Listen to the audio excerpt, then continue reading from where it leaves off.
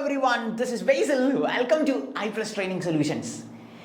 എല്ലാവരും നമ്മളുടെ bank of ബറോഡയുടെ office assistant എന്ന് പറഞ്ഞ പോസ്റ്റ് അപ്ലൈ ചെയ്തിട്ടിരിക്കുകയായിരിക്കും. എന്ത് പഠിക്കണം, എങ്ങനെ പഠിക്കണം എന്നൊക്കെയായിരിക്കും ഇപ്പോൾ ചിന്തിക്കുന്നത്. കുറച്ച് പേര് ലാസ്റ്റ് ഡേറ്റിന് വേണ്ടി കാത്തു വെച്ചേക്കുമായിരിക്കും. ലാസ്റ്റ് ഡേറ്റിന് വേണ്ടി കാത്തു വെച്ചേക്കുന്നത് ഇന്ന് തന്നെ അപ്ലൈ ചെയ്യുക. Last date May 23 last date. അന്ന് അപ്ലൈ ചെയ്യാൻ നിൽക്കാതെ എല്ലാവരും ഈ വീക്കിൽ തന്നെ അപ്ലൈ ചെയ്യുക. അപ്പം നമ്മൾ ഭയങ്കര കൺഫ്യൂസ്ഡ് ആണ്. എന്തൊക്കെ കാര്യങ്ങളാണ് പഠിക്കേണ്ടത്, എന്താണ് സിലബസ്, ടഫ് ഉണ്ടാകുമോ, ട്രാക്ക് ചെയ്യാൻ പറ്റുമോ, എന്നെക്കൊണ്ട് പറ്റണ കാര്യങ്ങളൊക്കെയാണോ ഇത്, ഇനി എങ്ങനെ പ്രിപ്പയർ ചെയ്യണം, വളരെ ലിമിറ്റഡ് പീരീഡ് അല്ലേ ഉള്ളൂ, എന്തൊക്കെ കാര്യങ്ങളാണ് ശ്രദ്ധിക്കേണ്ടത് എന്നൊക്കെയാണ് നിങ്ങൾ ചിന്തിക്കുന്നതെങ്കിൽ നിങ്ങളുടെ ലാസ്റ്റ് ഡേറ്റിൻ്റെ തലേ ദിവസം, അതായത് മെയ് 22 തേഴ്സ്ഡേ iPlus നിങ്ങളിലേക്ക് വരികയാണ് ഒരു വെബിനാറുമായിട്ട്.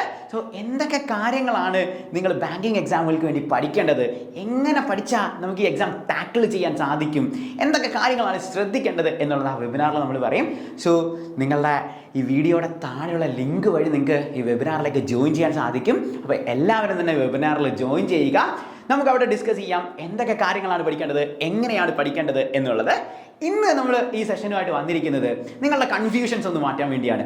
അതായത് എങ്ങനെയൊക്കെ ആയിരിക്കും നമ്മുടെ ചോദ്യങ്ങൾ വരുന്നത്. നമ്മൾ കഴിഞ്ഞ സെഷനിൽ എന്താണ് നമ്മുടെ സിലബസ്, എങ്ങനത്തെ ചോദ്യങ്ങളുടെ പാറ്റേണുകൾ, സിലബസുകൾ എങ്ങനെയാണ് എന്നൊക്കെയുള്ള കാര്യം ഡിസ്കസ് ചെയ്തു. ഇന്ന് നമ്മൾ ചോദ്യങ്ങളായിട്ടാണ്, അതായത് കഴിഞ്ഞ എക്സാമിന് വന്നിരിക്കുന്ന PYQമായിട്ട് ബന്ധപ്പെട്ടിട്ടുള്ള ചോദ്യങ്ങളാണ് നമ്മൾ ചെയ്യുന്നത്. സോ ഇവിടെ നമുക്ക് നമ്മളുടെ ഇക്വേഷൻസ് ഇല്ല, അല്ലാതെ നിങ്ങളുടെ കൺവെൻഷണൽ മെത്തേഡ്സ് ഒന്നുമില്ല. Just I teach you short cuts and tricks without pen. പേന ഇല്ലാതെ തന്നെ നിങ്ങൾക്ക് ആൻസേഴ്സിലേക്ക് എത്താൻ സാധിക്കും. സോ നമുക്ക് നോക്കാം എങ്ങനെയാണ് ഈ ക്വസ്റ്റ്യൻസ് പാറ്റേൺ പോകുന്നത് എന്നുള്ളത്. ആദ്യത്തെ നമ്മളുടെ ചോദ്യം കറണ്ട് അഫെയർ സെഷനിൽ നിന്നുള്ളൊരു ചോദ്യമാണ്. നമ്മളുടെ സിലബസ് എടുത്ത് നോക്കിയപ്പം നിങ്ങൾ കണ്ടിട്ടുണ്ടായിരിക്കും ജനറൽ അവെയർനെസ് എന്ന് പറഞ്ഞൊരു സാധനം. എന്താണ് ഈ ജനറൽ അവെയർനെസ്? ഡീറ്റെയിൽഡ് ആയിട്ട് നമ്മൾ കഴിഞ്ഞ വീഡിയോയിൽ പറഞ്ഞു. ജനറൽ അവയർനെസ് എന്ന് പറഞ്ഞാൽ അതിൽ കറണ്ട് അഫെയർസ് ഉണ്ടായിരിക്കും, ബാങ്കിങ് അവയർനെസ് ഉണ്ടായിരിക്കും, സ്റ്റാറ്റിക് ആയിട്ടുള്ള കാര്യങ്ങൾ ഉണ്ടായിരിക്കും. ഇതാണ് ജനറൽ അവയർനെസ് എന്ന് പറയുന്നത്. അപ്പം നമ്മൾ കറണ്ട് അഫെയർസ് പഠിക്കുമ്പം ഇനിയിപ്പോൾ ഇരുന്ന് കേരള PSCക്ക് പഠിക്കുന്ന പോലെ എല്ലാ കറണ്ട് അഫെയറും പഠിക്കണോ, അതോ കേരളത്തിലെ കാര്യങ്ങളൊക്കെ പഠിക്കണോ? അങ്ങനെ ഒന്നും പഠിക്കണ്ട. കറണ്ട് അഫെയർസ് പഠിക്കുന്നത് ബാങ്കിങ്ങുമായി ബന്ധപ്പെട്ടിട്ടുള്ള കാര്യങ്ങളായിരിക്കും നമ്മളുടെ കറണ്ട് അഫെയർസ്. നമുക്കൊരു ചോദ്യം നോക്കാം. ഇത് കഴിഞ്ഞ തവണ നമുക്ക് വന്ന ചോദ്യത്തിൻ്റെ അപ്ഡേറ്റഡ് വേർഷനാണ്. അതായത് കഴിഞ്ഞ തവണ വന്ന ചോദ്യം ആ വർഷത്തിലെ റിപ്പോ റേറ്റ് ആയിരുന്നു ചോദിച്ചിരിക്കുന്നത്. അതിന് നമ്മൾ പഠിക്കണോ? ആ വർഷത്തിലെ റിപ്പോ റേറ്റ് അത് പഠിക്കണ്ട. കാരണം നമ്മൾ എക്സാം എഴുതാൻ പോകുന്ന ഈ സമയത്തിലെ റിപ്പോ റേറ്റ് ആണ് നമ്മൾ പഠിക്കേണ്ടത്. What is the repo rate given by the reserve bank of India monetary policy committee as on April 9, 2025? ഞാൻ അപ്ഡേറ്റ് ചെയ്താണ്. ഈ വർഷത്തെയാണ് നമ്മൾ പഠിക്കുന്നത്. കഴിഞ്ഞ എക്സാമിന് വന്നത് കഴിഞ്ഞ ആ എക്സാം നടന്ന സമയത്തായിരുന്നു. ഇപ്പം നമ്മൾ ഈ repo rate, reverse repo rate എന്നൊക്കെ നിങ്ങൾ കേട്ടിട്ടുണ്ടായിരിക്കും. എന്താ ഇത്? നമ്മളെല്ലാവർക്കും കേൾക്കും റിപ്പോ റേറ്റ് കുറച്ചു, കൂട്ടി, ഇനി ലോൺ കൂടും, വലിയ പ്രശ്നങ്ങളൊക്കെയാണ് എന്നൊക്കെയുള്ള പറയാം. ഇനി എങ്ങനെ ബാങ്കിങ് ലോണിങ് എടുക്കും, സാധാരണക്കാർ എങ്ങനെ ജീവിക്കും, റിപ്പോ റേറ്റ് ഇങ്ങനെ ചെയ്തു. എന്താ ഈ റിപ്പോ റേറ്റ്? എല്ലാവരും repo rate repo rate repo rate എന്നൊക്കെ പറയും. എന്താ ഈ സാധനം? എന്താ റിപ്പോ റേറ്റ് എന്ന് നോക്കണ്ടേ? ഒന്നും വേണ്ട. നമ്മുടെ കയ്യിൽ കാശില്ലെങ്കിൽ നമ്മൾ എന്ത് ചെയ്യും? നിങ്ങളൊന്ന് ആലോചിച്ച് നോക്ക്. നിങ്ങളുടെ കയ്യിൽ കാശില്ല, നിങ്ങൾ എന്ത് ചെയ്യും? സ്വാഭാവികമായിട്ടും നമ്മൾ ഒരു ബാങ്കിൽ പോയിട്ട് എന്തെടുക്കും? ലോൺ എടുക്കും ആണല്ലോ. അന്നേരം നമ്മൾ അവർ പറയുന്ന ഇൻട്രസ്റ്റ് കൊടുക്കണം. ഓരോ ബാങ്കിനും ഓരോ ഇൻട്രസ്റ്റ് പാറ്റേൺ ആണ് വരുന്നത്. നിങ്ങൾ എപ്പോഴെങ്കിലും ചിന്തിച്ചിട്ടുണ്ടോ? അതായത് ബാങ്കിൻ്റെ കയ്യിൽ പൈസ ഇല്ലെങ്കിൽ ബാങ്ക് എന്ത് ചെയ്യും? കൊമേഴ്ഷ്യൽ ബാങ്കുകളുടെ കയ്യിൽ കാശില്ലെങ്കിൽ അവർ റിസർവ് ബാങ്ക് ഓഫ് ഇന്ത്യയുടെ കയ്യിൽ നിന്ന് പൈസ എടുക്കും. കാരണം റിസർവ് ബാങ്ക് ഓഫ് ഇന്ത്യ എന്ന് പറയുന്നത് ബാങ്ക്സ് ഓഫ് ബാങ്ക് എന്നറിയപ്പെടുന്ന ഒന്നാണല്ലോ നമ്മളുടെ reserve bank of India. Banks of bank. എന്തിനാണ് നമ്മൾ ഇങ്ങനെ പഠിക്കുന്നത്? എനിക്കതങ്ങ് റിസർവ് ബാങ്ക് ഓഫ് ഇന്ത്യ എന്ന് മാത്രം അങ്ങ് പറഞ്ഞു പോയാൽ പോരെ? അല്ല, ജനറൽ അവയർനെസ്സിൽ നമ്മളോട് ചോദിക്കും ബാങ്ക്സ് ഓഫ് ബാങ്ക് എന്ന് അറിയപ്പെടുന്നത് എന്താണ് എന്നുള്ളത്. RBI ആണ്, റിസർവ് ബാങ്ക് ഓഫ് ഇന്ത്യ ആണ്. ഇനി RBIനെ ബാങ്ക്സ് ഓഫ് ബാങ്ക് എന്ന് മാത്രമേ അറിയത്തുള്ളൂ? ഇല്ല, കേന്ദ്രീകരിക്കുന്ന എല്ലാം ഇവിടെയാണ്. സെൻട്രൽ ബാങ്ക് ഇവിടെയാണ്. സോ സെൻട്രൽ ബാങ്ക് എന്നറിയപ്പെടുന്നു RBI ആണ്. അപ്പോൾ കൊമേഴ്ഷ്യൽ ബാങ്കുകളുടെ കയ്യിൽ കാശില്ലെങ്കിൽ അവർ പൈസ എടുക്കുന്ന RBIയുടെ കയ്യിൽ നിന്നാണ്. അപ്പോൾ RBI അവർക്ക് കൊടുക്കുന്ന പലിശ നിരക്കിനെ നമ്മൾ വിളിക്കുന്ന പേരാണ് റിപ്പോ റേറ്റ് എന്ന് പറയുന്നത്, അല്ലെങ്കിൽ റീപർച്ചേസ് റേറ്റ് എന്നൊക്കെ നമ്മൾ ഇതിൻ്റെ ഫുൾ ഫോം ആയിട്ട് ഉപയോഗിക്കും. അപ്പോൾ റീപർച്ചേസ് റേറ്റ് എന്താണ്, അല്ലെങ്കിൽ റിപ്പോ റേറ്റ് എന്താണ് എന്നൊക്കെ ചോദിച്ചു കഴിഞ്ഞാൽ അതിൻ്റെ അർത്ഥം എന്താണെന്ന് വെച്ച് കഴിഞ്ഞാൽ reserve bank of India commercial ബാങ്കുകൾക്ക് ലോൺ കൊടുക്കുമ്പോൾ, അല്ലെങ്കിൽ അവർക്ക് പൈസ കൊടുക്കുമ്പോൾ അവരിൽ നിന്ന് ഈടാക്കുന്ന പൈസയുടെ പെർസെൻറ്റേജ് ആണ് ഈ റിപ്പോ റേറ്റ് എന്ന് പറയുന്നത്. നിലവിലെ സാഹചര്യത്തിൽ റിപ്പോ റേറ്റ് എന്ന് പറയുന്നത് എത്രയാണ്, അതാണ് നമ്മൾ പഠിക്കേണ്ടത്. സോ നിലവിലെ സാഹചര്യത്തിലെ നമ്മളുടെ റിപ്പോ റേറ്റ് എന്ന് പറയുന്നത് 6 ആണ് എന്നുള്ള കാര്യം ഓർക്കുക. 6 ആണ് നിലവിലെ സാഹചര്യത്തിലെ റിപ്പോ റേറ്റ്. 6.25 ആയിരുന്നു, അവിടെ നിന്ന് മാറിയാണ് എന്ത് 6ലേക്ക് എത്തിയത്. സോ നമ്മളിപ്പോൾ 6 മാത്രം പഠിച്ചാൽ മതി. സോ കഴിഞ്ഞ എക്സാമിന് ഞാൻ പറഞ്ഞില്ല ഞാൻ ക്വസ്റ്റ്യൻ മാറ്റി എന്നുള്ളത്. സോ കഴിഞ്ഞ എക്സാമിന് വന്നപ്പോൾ അത് 6 അല്ലായിരുന്നു, പക്ഷേ ഇപ്പോൾ 6 ആണ്. അതായത് ഈ ഏപ്രിൽ 9 നമ്മളുടെ മോണിറ്ററി പോളിസി കമ്മിറ്റി ഒരു തീരുമാനം എടുത്തിരുന്നു. മോണിറ്ററി പോളിസി കമ്മിറ്റിയാണ് എന്ത് റിപ്പോ റേറ്റുമായി ബന്ധപ്പെട്ട് RBIയുമായി കോൺസെപ്റ്റ്സ് വരുന്നത്. സോ അതനുസരിച്ചാണ് 6 എന്ന് പറയുന്ന ആൻസറിലേക്ക് നമ്മൾ എത്തിയത്. അപ്പം ഇനി നമ്മളുടെ കയ്യിൽ ഒരുപാട് കാശുണ്ടെങ്കിൽ നമ്മൾ എന്ത് ചെയ്യും? നമ്മളുടെ കയ്യിൽ ഒരുപാട് കാശുണ്ടെങ്കിൽ നമ്മൾ എന്ത് ചെയ്യും? ബാങ്കിൽ കൊണ്ടിടും. അതിനും ബാങ്ക് നമുക്ക് പലിശ തരും ആണല്ലോ. അപ്പോൾ ഈ കൊമേഴ്ഷ്യൽ ബാങ്കുകളുടെ കയ്യിൽ എന്ത് ചെയ്യും? കാശുണ്ടെങ്കിൽ അവരെന്ത് ചെയ്യുമായിരിക്കും? അവർ RBIയിൽ കൊണ്ടിടും. നമ്മുടെ കയ്യിലെ കാശ് നമ്മൾ അങ്ങോട്ട് ഇടുമ്പം നമ്മുടെ കയ്യിൽ നിന്ന് അവർ പലിശ വാങ്ങിക്കുന്ന പോലെ നമുക്ക് ഇങ്ങോട്ട് പലിശ തരുമോ? ഇല്ല, സ്വാഭാവികമായിട്ട് അത് കുറവായിരിക്കും. അതുപോലെ തന്നെ കൊമേഴ്ഷ്യൽ ബാങ്കുകളുടെ കാശ് ഈ റിസർവ് ബാങ്ക് ഓഫ് ഇന്ത്യയിൽ കൊടുക്കുമ്പം റിസർവ് ബാങ്ക് ഓഫ് ഇന്ത്യ കൊടുക്കുന്നതിനെയാണ് നമ്മൾ റിവേഴ്സ് റിപ്പോ റേറ്റ് എന്ന് പറയുന്നത്.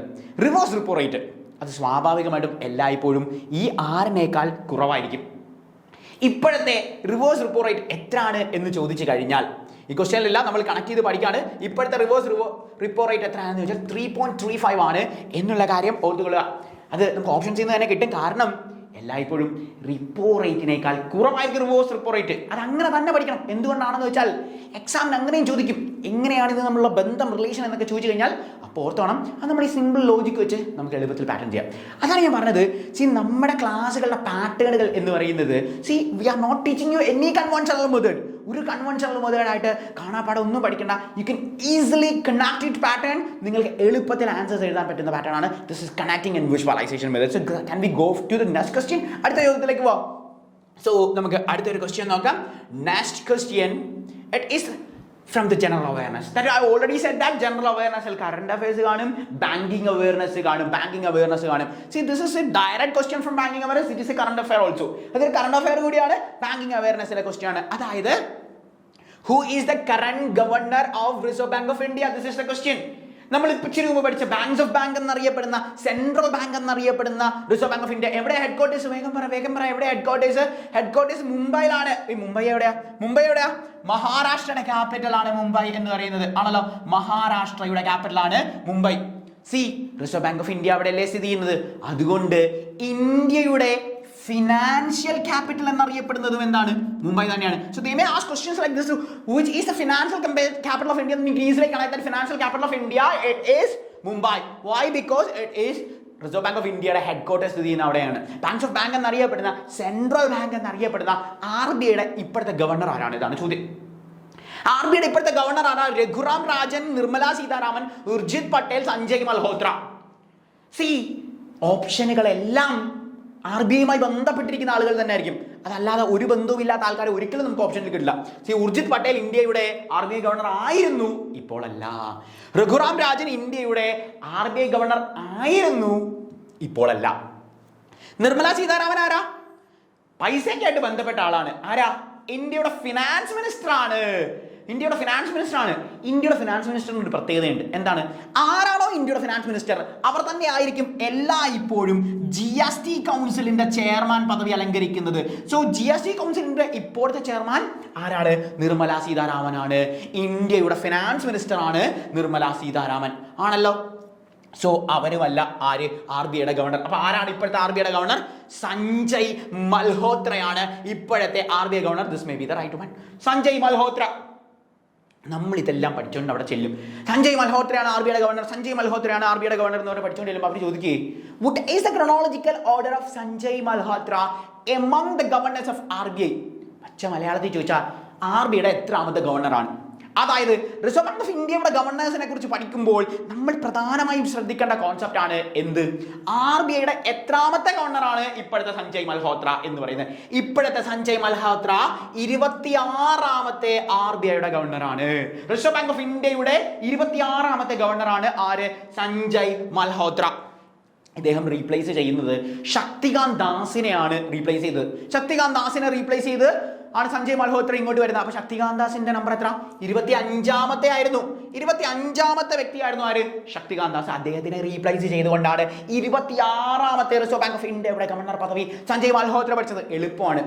നമ്മൾ കാശൊക്കെ കൈ കൊടുക്കുന്ന ആരാ? ഇച്ചിരി ശക്തിയൊക്കെ ഉള്ള മനുഷ്യരായില്ലായിരുന്നു നമ്മൾ കൊടുത്തിട്ടിരുന്നത്. പോരാ, ശക്തി പോരാ, കുറച്ചുകൂടി മഹാബലവാനായ മനുഷ്യനെ നമുക്ക് വേണം. കുറച്ചുകൂടി മഹാബലവാനായ ആൾക്കാർ വേണം. മൽഹോത്ര മല്ലനാവണം എന്നോർത്തോ. മല്ലന്റെ കുറച്ച് മല്ലനൊക്കെ ആണെങ്കിലല്ലേ നമുക്ക് കിട്ടത്തുള്ളൂ. സോ മല്ലന്റെ കയ്യിൽ നമ്മൾ ഏൽപ്പിച്ചു. സോ മൽഹോത്ര, സഞ്ജയ് മൽഹോത്ര. ഇനി മറന്നുവോ? തന്നിരിക്കുന്ന ഓപ്ഷനിൽ പൈസ ഏൽപ്പിക്കുന്നത്, റിസർവ് ബാങ്ക് ഓഫ് ഇന്ത്യ ഏൽപ്പിക്കുന്നത് ഒരു മല്ലന്റെ കയ്യിലാണ്. ഇനി നമ്മൾ മറക്കില്ല. സഞ്ജയ് മൽഹോത്ര 26ാമത്തെയാണ്. ആണ് ഈ RBI എന്നാ തുടങ്ങിയ പരിപാടി? ഇന്ത്യക്ക് സ്വാതന്ത്ര്യം കിട്ടിയിട്ടാണോ? ഇന്ത്യക്ക് 1947 സ്വാതന്ത്ര്യം കിട്ടി, എന്നിട്ടാണോ നമ്മൾ RBI തുടങ്ങി? അല്ല. റിസർവ് ബാങ്ക് ഓഫ് ഇന്ത്യ നമ്മൾ സ്റ്റാർട്ട് ചെയ്യുന്നത് 1935ലാണ്. ബാങ്കിങ് അവയർനെസ്സിൽ നമ്മൾ പ്രധാനമായും ശ്രദ്ധിക്കേണ്ട കാര്യമാണ്.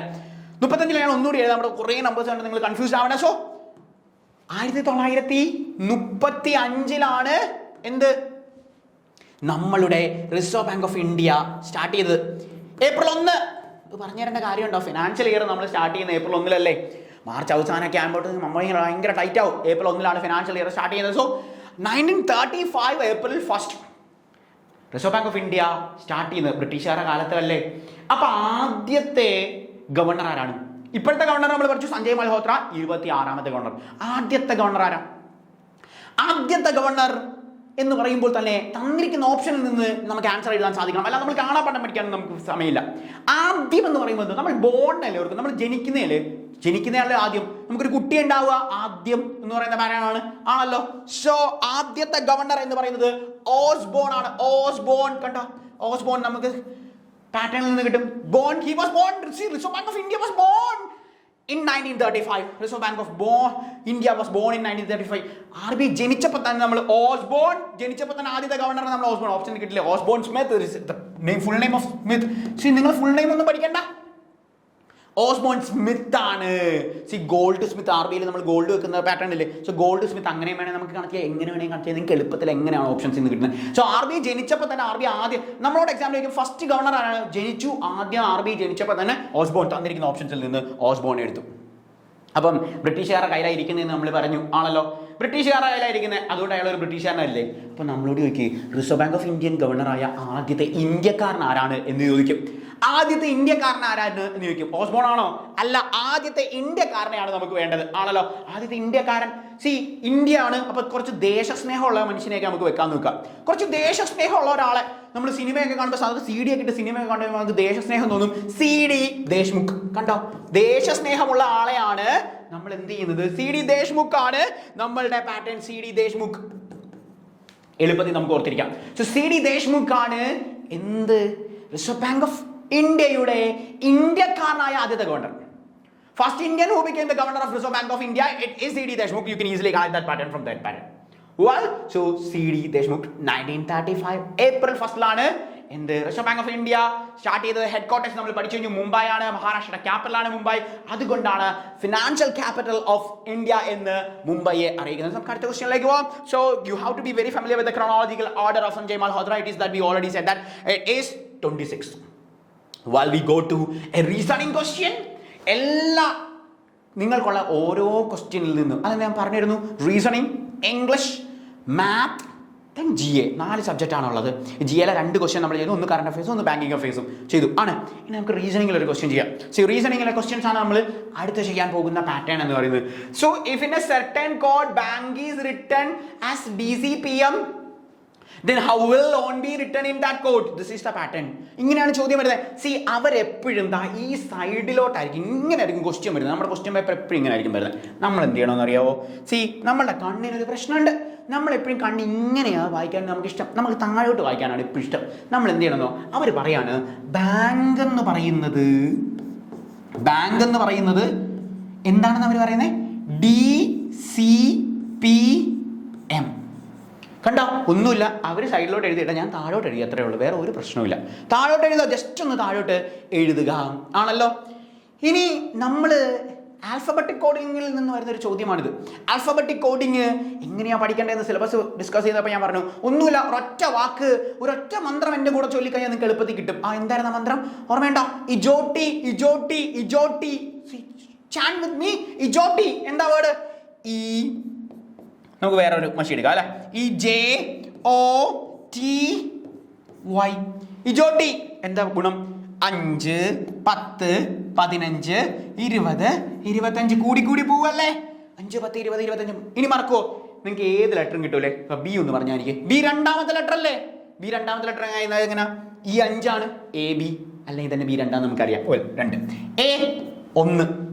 അയ്യോ, ഇനി എന്നെത്ര ദൈവങ്ങളെ, എന്നെ നമ്മൾ ഓർമ്മ വെച്ച നാള് മുതൽ പഠിച്ചതാ. എന്ത്?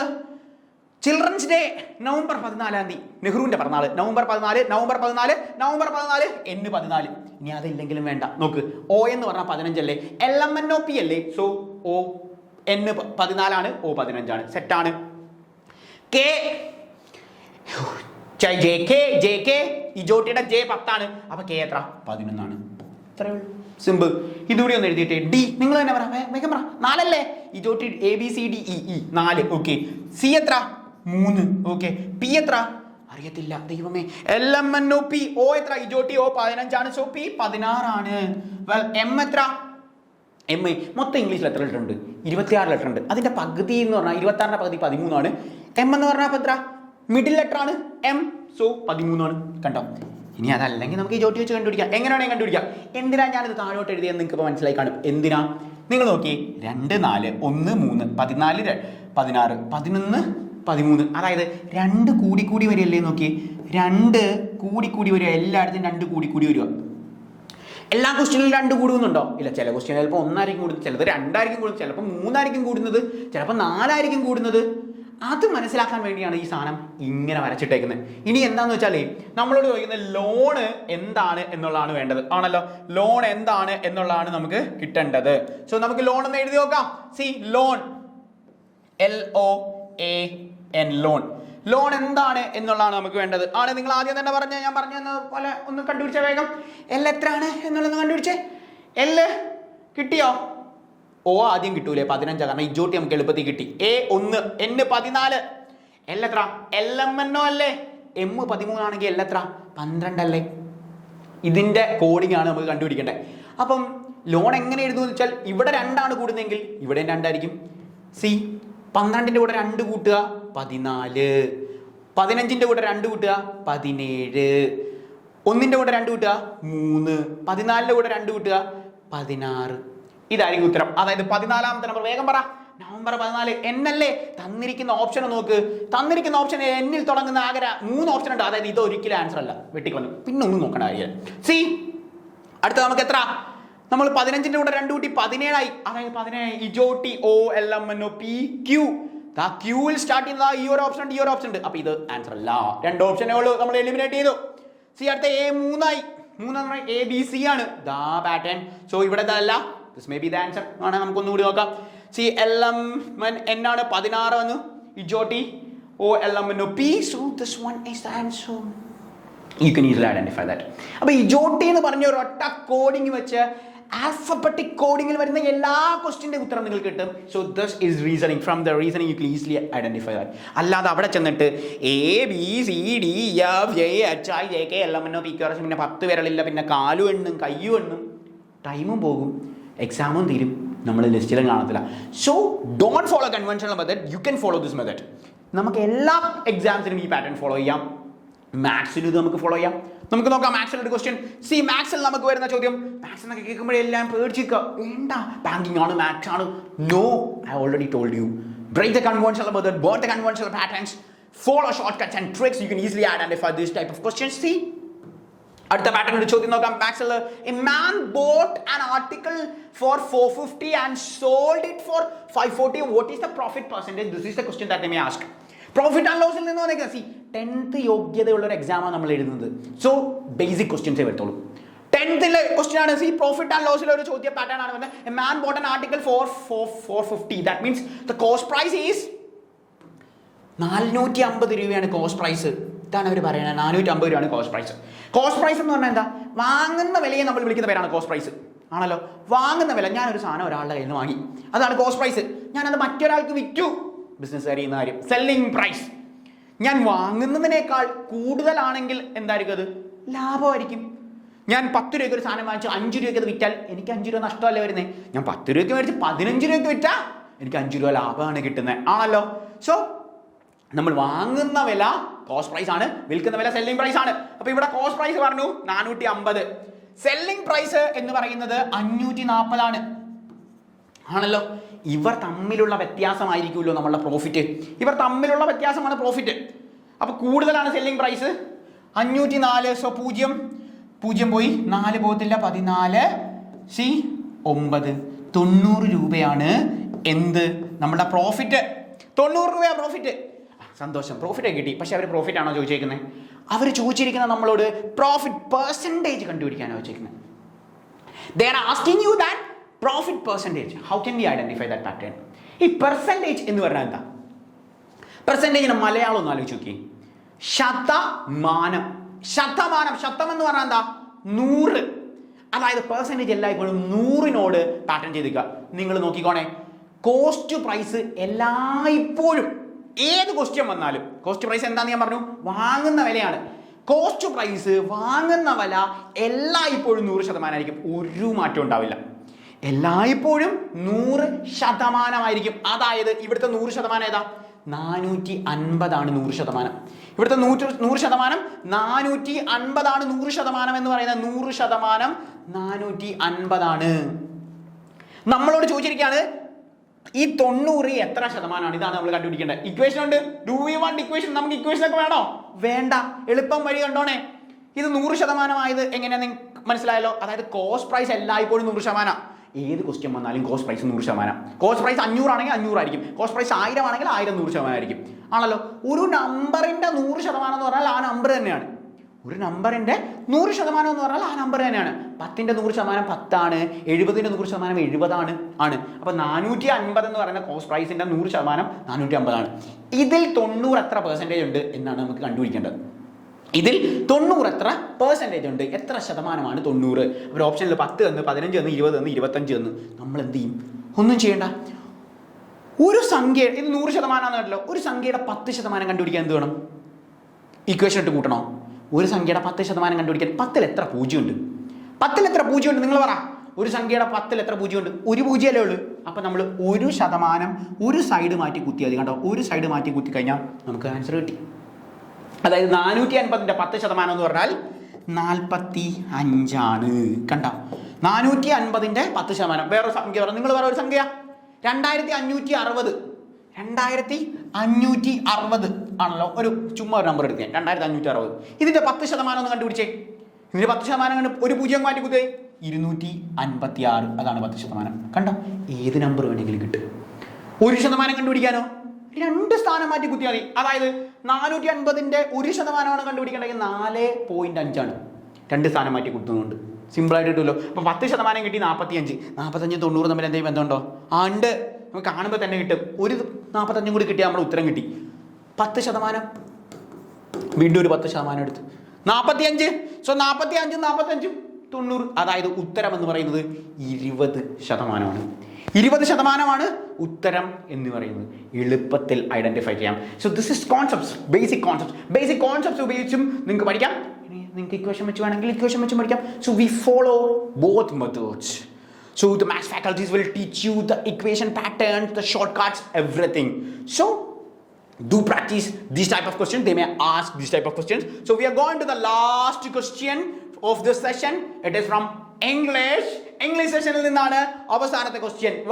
So English session എളുപ്പമാണ്, ഒന്നുമില്ല, വളരെ സിമ്പിൾ ആയിട്ട് കിട്ടും. See, fill in the blank. She dashed to the market before the rain started. ടെൻസിൽ നിന്നുള്ളൊരു ചോദ്യമാണേ. സോ നമ്മൾ പ്രസന്റ് ടെൻസ് ഉണ്ട്, പാസ്റ്റ് ടെൻസ് ഉണ്ട്, ഫ്യൂച്ചർ ടെൻസ് ഉണ്ട്. നിങ്ങൾ അതിനെക്കുറിച്ച് ഒന്നും ചിന്തിക്കേണ്ട. നിങ്ങൾ ജസ്റ്റ് ഇതൊന്നും നോക്കിയാൽ മതി. She dash to the market before the rain started. ഇവിടെ ഏത് ടെൻസാണ് ഉപയോഗിച്ചിരിക്കുന്നത്?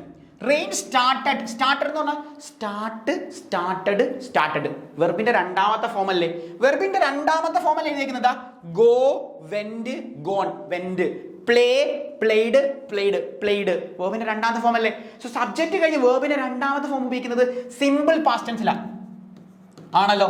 ഇത് കഴിഞ്ഞു പോയ ഒരു കാര്യമാണെന്ന് മനസ്സിലായോ. She dash to the market before the rain started.